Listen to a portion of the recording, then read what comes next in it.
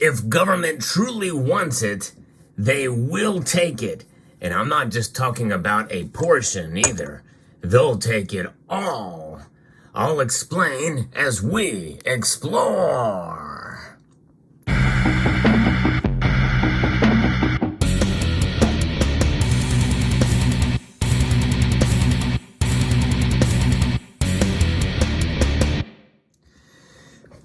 It's oftentimes, you've heard me talk about it on this channel, where there is found precious metal treasure of any sort, and then typically government, well, they will take a good portion of it, if not all of it. And that's exactly what's happening in here on a grand scale, to the tune of $43 million of silver that has been found in the form of bars.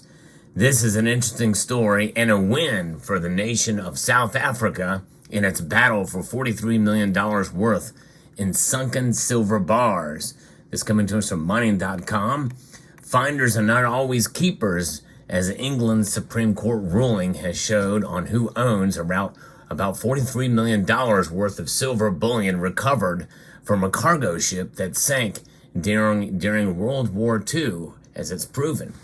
The UK's top court said late on Wednesday, just a few days ago, that the treasure recovered by a British marine exploration firm from the SS Tilawa, which was sunk by a Japanese submarine en route to South Africa, belonged to that country.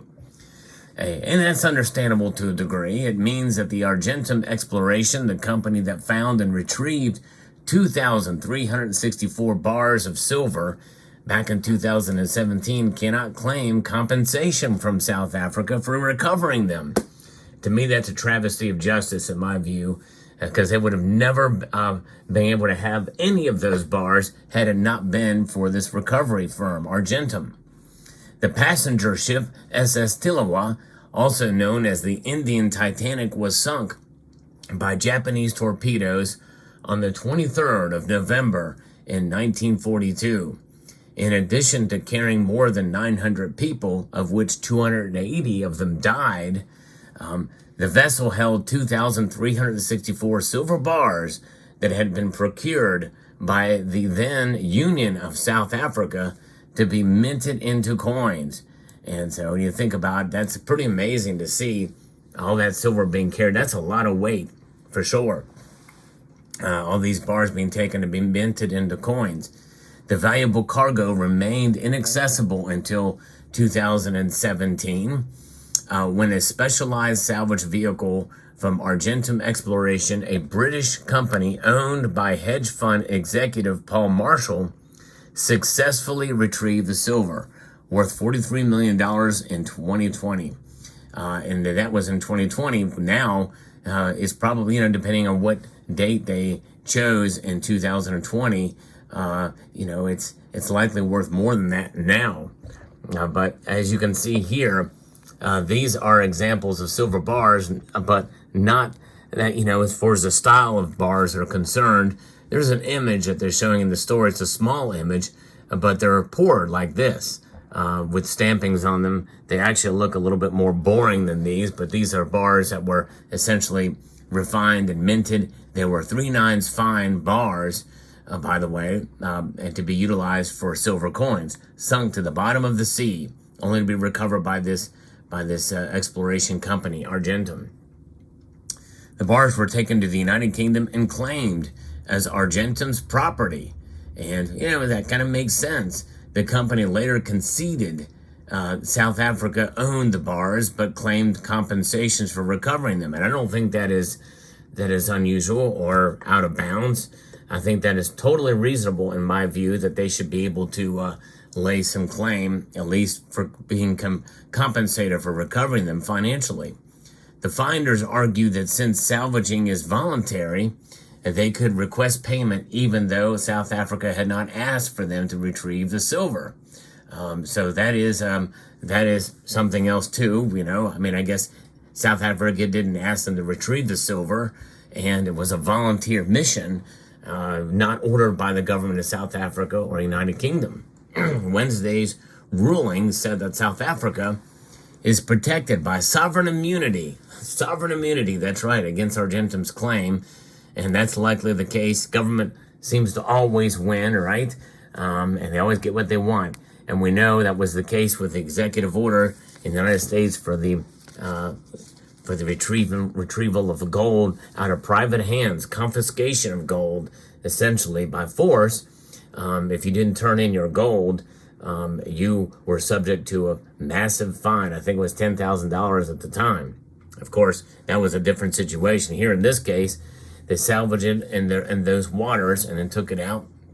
And now they are protected by sovereign immunity against the claim, which means that the company cannot pursue further legal action against the country's government.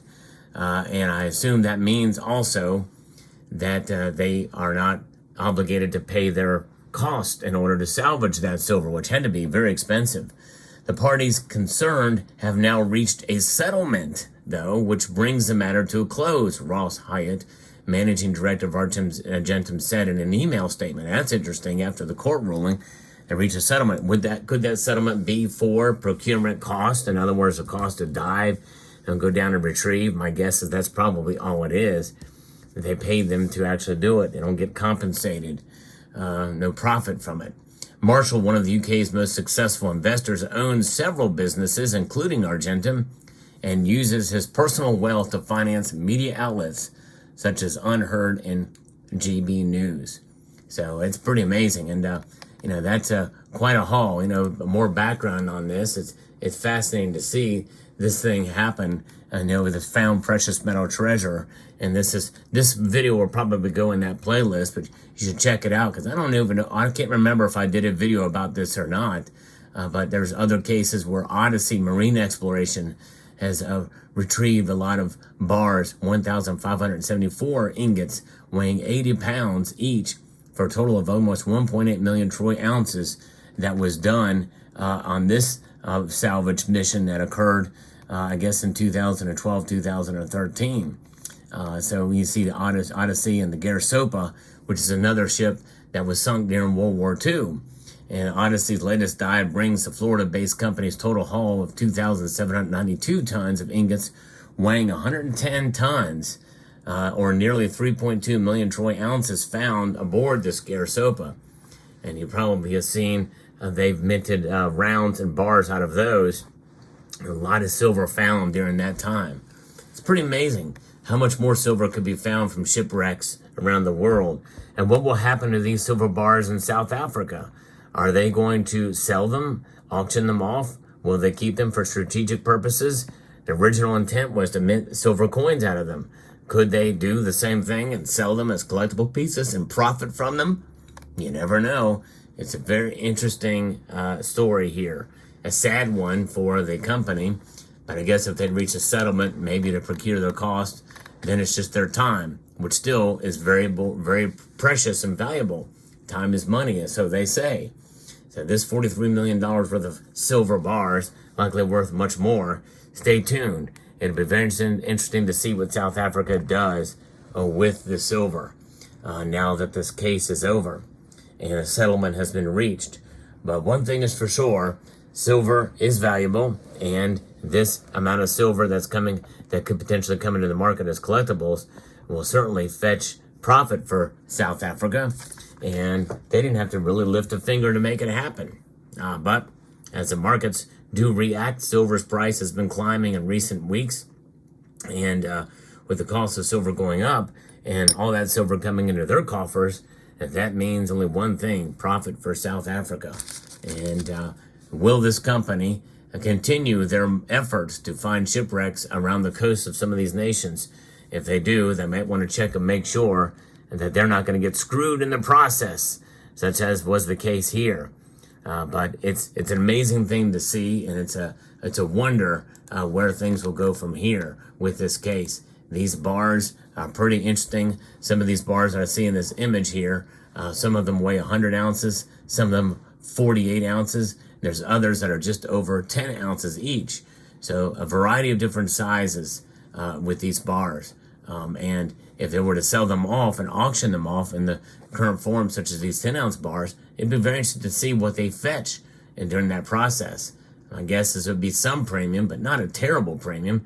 The Garsopa lode was so intense and so vast that, people could find and buy these silver pieces for not a whole lot of money above spot. Pretty much like bullion. So it'll be very interesting to see what happens with these. Be on the lookout. We'll find out. Let me know what your thoughts are in the comment section down below. Hope you found this video informative, insightful, and educational. I would like to extend a multitude of gratitude to each and every one of you for taking the time to watch, and to encourage you to please rate, share, comment, and subscribe.